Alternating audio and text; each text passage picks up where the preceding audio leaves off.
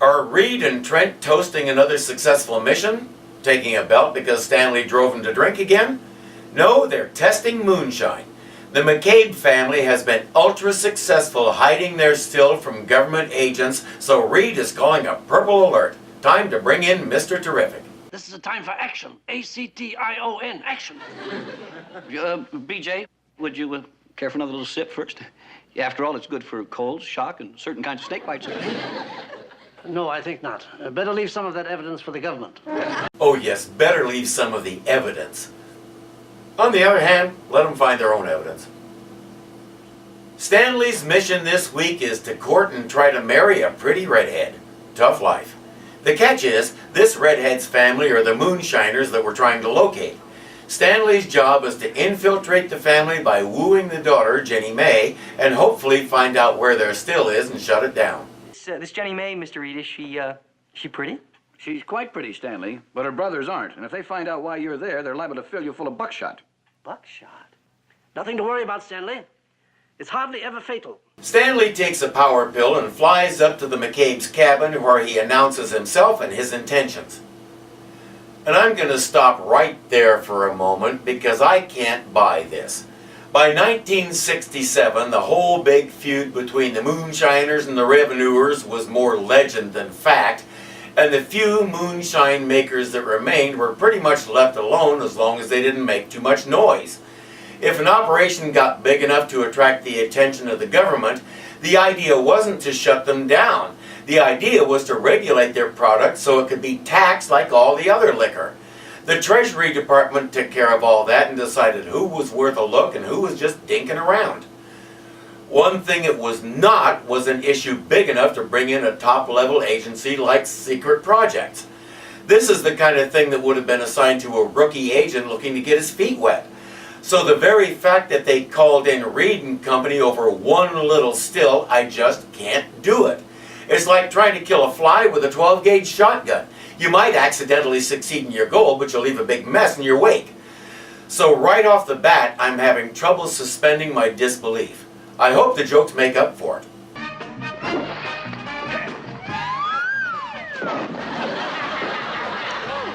Ooh-wee. You just can't be standing there after that. You just can't. Sorry to disappoint you, Harry. I seeing, but I ain't believing.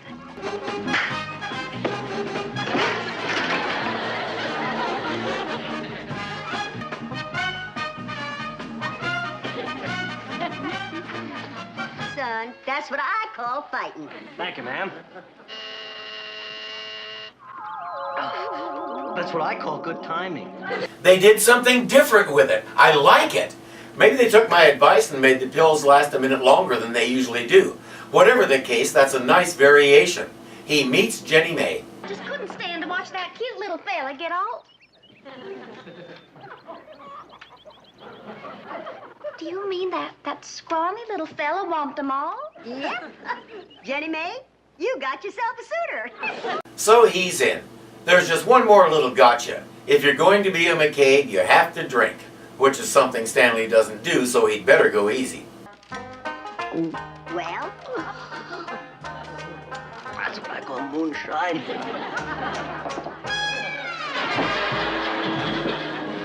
They find a business card in his pocket and deliver him to the station in Hal. Jenny May gets a look at Hal and says, "I changed my mind, I want that one." But don't fight him, he's too pretty to mess up. The brothers agree. What are you folks celebrating? Jenny May's a coming marriage. This here's Jenny May. Oh, who's the lucky bridegroom? You are. Oh, congratulations. I hope you be... You're kidding, right? I mean, you gotta be kidding. You're not kidding. I have come to the conclusion that Washington, D.C. in 1967 had no police. We never see any, and nobody ever thinks to call them. 911 wasn't around yet, but you could dial 0 and an operator could connect you to the police and let them know it was an emergency. These guys never think of that. If some clown is waving that thing in my face, I'm finding a way to excuse myself from making that call. Then I start running and stop somewhere around Colorado. In the apartment, Stanley wakes up and slips out while Hal is trying to find some way out of this. He tries one of the oldest stunts in the book, using the sheets to slip out the window.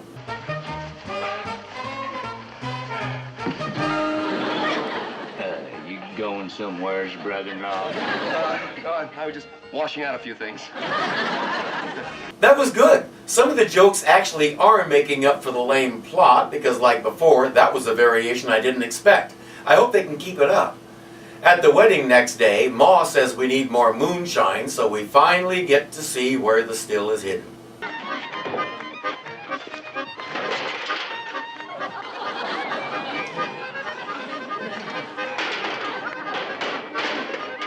That's it?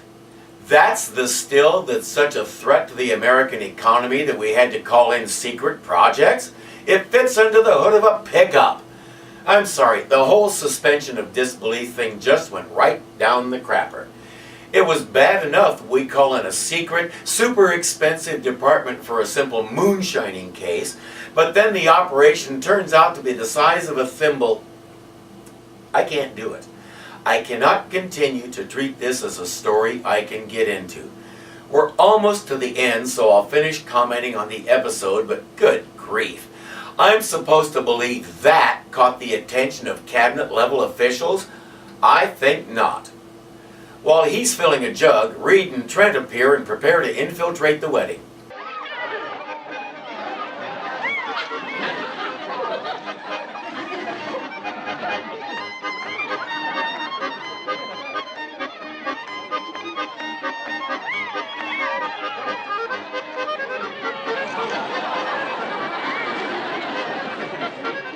Quite successfully so far. Stanley! What? Oh, hi, Mr. Reed. Mr. Trent, boy, am I ever glad to see you. You found out where the still's hidden? No, I haven't. But look, we're going to start our search just as soon as the wedding begins. Well, what are we going to do about Hal? That's a good question, my boy. I suggest you take this 1-hour power pill and be prepared for any emergency. If he takes the pill, can't he just throw that guy aside and fly Hal out of there? Oh, right. Hal isn't the important thing here. That itty-bitty still is. If Hal's forced marriage means 2 more ounces of alcohol get taxed, by golly, it's worth it. Hi, preacher. Well, we better get on with the ceremony. My husband-to-be's so nervous he done fainted twice already. Now, Janie Mae, do you take this here fella standing alongside of you to be your lawful husband, for better or worse? Sure do. What about you, city fella? Absolutely. Oh, he done fainted again. Just then, another guy comes along leading Reed and Trent at gunpoint. Hey, look, over in the woods! More revenuers! Get your gun, Moving through the boys! trees, a whole bunch of them! Look, over there! Hurry up! The horse takes off with Hal, and everybody takes off after the horse. Stanley and the others decide to take the McCabe's car, but it won't start. I wonder why.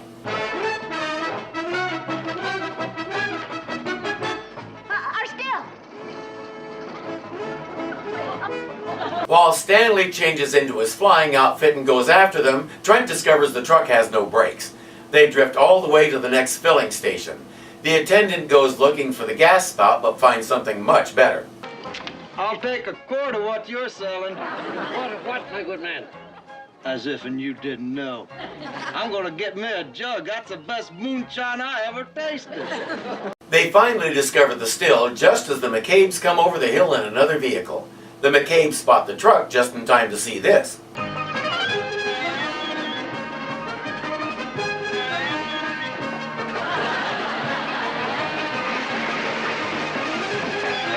Another new wrinkle. Instead of a mock fight, we run away. In the epilogue, Reed stormed into his boss's office and went ballistic over the ridiculous misuse of government resources on such a puny, insignificant case. The secretary immediately fired him and disbanded secret projects forever. Yeah, I suppose you're right. After all, they can't be much more of a menace to society in their own way than Stanley is in his. I'm trying hard not to hate this episode because it did some things with the usual gags that I really like and would like to see more of. But that premise just leaves me cold. Then there's the stereotypical depiction of hillbillies as ignorant, one-toothed inbred monkeys who don't mind shoving their ways down someone else's throat. A lot of shows did that, but this one didn't do it right. The idea of Jenny Mae just saying, "I want that one," so they kidnap him and force him to marry her, it doesn't fly. If Hal had shown some interest in her and she took a flying leap from that to "we're getting married," that might have been funny. This isn't. These people aren't silly old hillbillies who just ain't got no education. These people are criminals, they're kidnappers, and possibly murderers. That's not funny. Again, I'm trying hard not to hate it, but appreciate the things it gets right. I'll get back to you in about 10 years and let you know how that's going.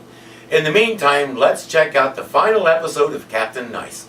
Carter and Sergeant Kane are walking home from a lab equipment exhibition when she notices a car that's illegally parked. The guy in the car cops an attitude, and while Candy fishes in her purse to find her badge, he makes a move. I don't like to do this, but we start right off with a problem. Up to this point, Sergeant Kane, while a little silly head over heels for Carter, has been one of the more efficient officers on the force. When you get right down to it, she's been the only officer on the force. But she's good at her job. Suddenly, we turn her into this fumbling schoolgirl who can't find her badge and is so careless about her gun she gets it knocked away. That's not the Candy Kane we've come to know over the past 14 episodes. There are better ways to get her out of frame so you can do the thing with Carter in the car. So far, we're not exactly going out with a bang. Where's Joey? Where's the getaway car? I guess it got away. What's the matter with that guy? Is he out of his mind? Why ask me? What do you mean, why ask me? You hired him to drive the getaway car, didn't you? Yeah. I'll call that agency tomorrow. All right, come on. We gotta get these paintings to the hideout. All right, who's she? How should I know? She's some lady with a gun. I'm a policewoman. Where's your badge? I don't know. It's in here somewhere. Lady, we gotta be somewhere. Hold it. I'll fire a couple of warning shots right into your leg. Meanwhile, the car stops suddenly for a Girl Scout helping an old lady across the street. Carter is thrown clear, ducks behind a mailbox, and drinks the formula. Is he out of sight yet? Yeah, he's gone. I have something for you.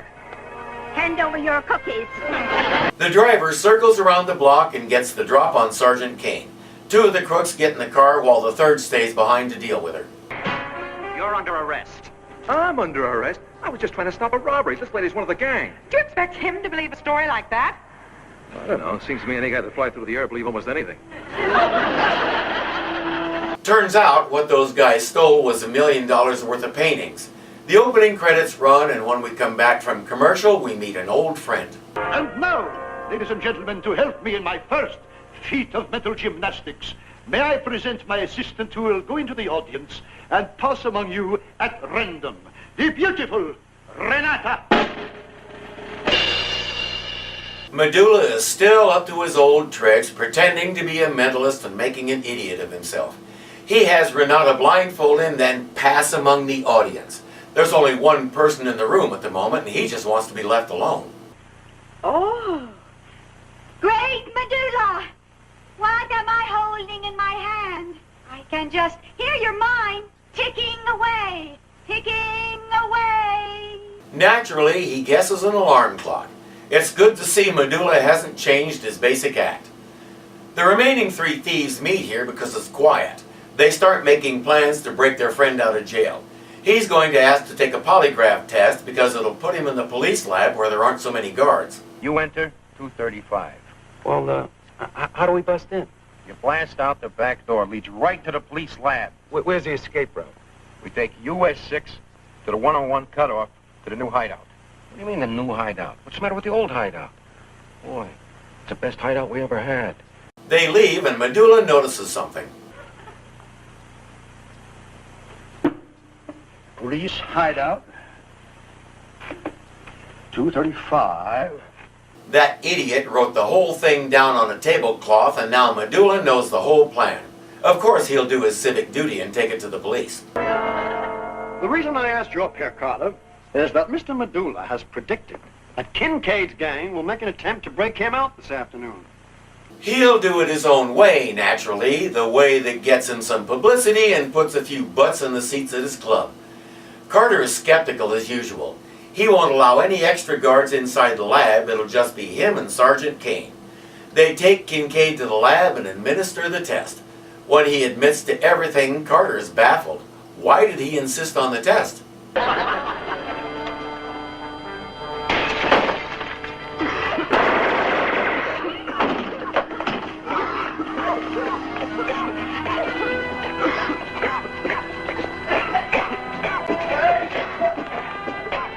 so his gang could do that. This gets in the papers, a known criminal escaping right under our noses, with Medula predicting it? We've got to suppress the story. Well, how long do you think you can keep the citizens of Big Town from finding out what goes on at City Hall? Well, I don't know. We've done pretty well so far. Mayor Uncle Fred learned to deliver that kind of line properly just in time for the end of the series. If they'd been writing and delivering gags like that from the beginning, we might not be seeing the end of the series. But I digress. Carter says, "This is all my fault. I resign." He and his mother go to Club Medula to find out how Medula knew about the jailbreak. Just then, the bad guys come in looking for the tablecloth. It's not there, so they all head to the laundry service he uses. They tie Medula, Carter, and Mother up and start digging through laundry bags. How did you do that? Mr. Nash, to a metaphysician, nothing is impossible if he has three things. 1, profound concentration. 2, complete faith in his ability.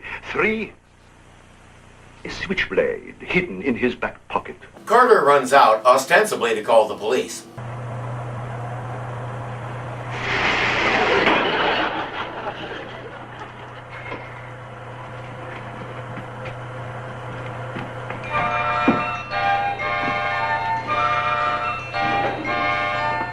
Why is he doing that? Earlier he just ducked down behind a mailbox. He's getting sloppy in his old age. Not once did he even take his coat off, much less hang it up. So why did he have to crawl into a dryer to drink the formula? Hey, boys, over here near the dryer. Whole pile we haven't looked at yet. So we can do that gag.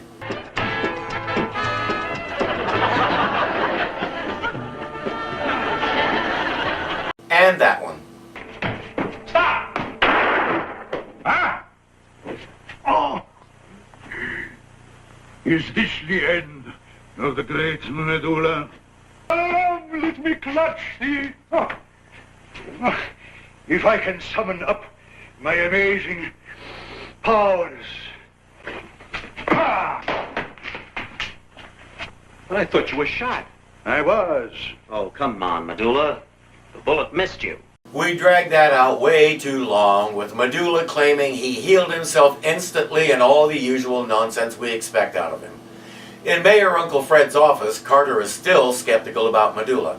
My last teacher was the famed Kamaji Ben Gamal, who had such control over his body, he was able to bring to a complete standstill the action of his breathing, his pulse, and his heart. Really? But how often did he do this? Once. You mean the man is dead? So far. We're just about finished, only one joke to go. And in a move that I think reflects some true class, they let the guest star have it. I'm getting a message. A message from someone in this room. Open it and read it. I sense that the person in this room is in possession of some terrible secret. A secret so private. A secret so secret. It dare not let the world know what it is. Has he sussed out Captain Nice's identity? Considering who the candidates were every time Captain Nice showed up, it would be an easy conclusion to come to, but did Medula really come up with it? Ah! I suggest that if this person does not want this secret to become known, he must leave this room. I shall give him 5 seconds. 1, 2, 3, 4, 5.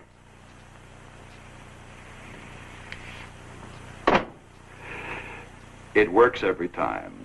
Somewhere along the way, the show did manage to turn a corner and start finding its own identity instead of being a dumping ground for recycled jokes, but it took too long. We stayed in lame land long enough that most viewers assumed, reasonably, that that was what the show was. By the time real quality started asserting itself, nobody cared because nobody was watching. I remember reading reviews of the show at the time, and they all said the same thing: nothing but recycled get smart jokes. With a kickoff like that, the show never had a chance. And I'll say it once again, I would really like to see this show remade with some good original writing, a strong cast, and a good time slot. I think it could have a good chance of making it. Next time we'll wrap up Mr. Terrific with a look at the 2 final episodes. Until then.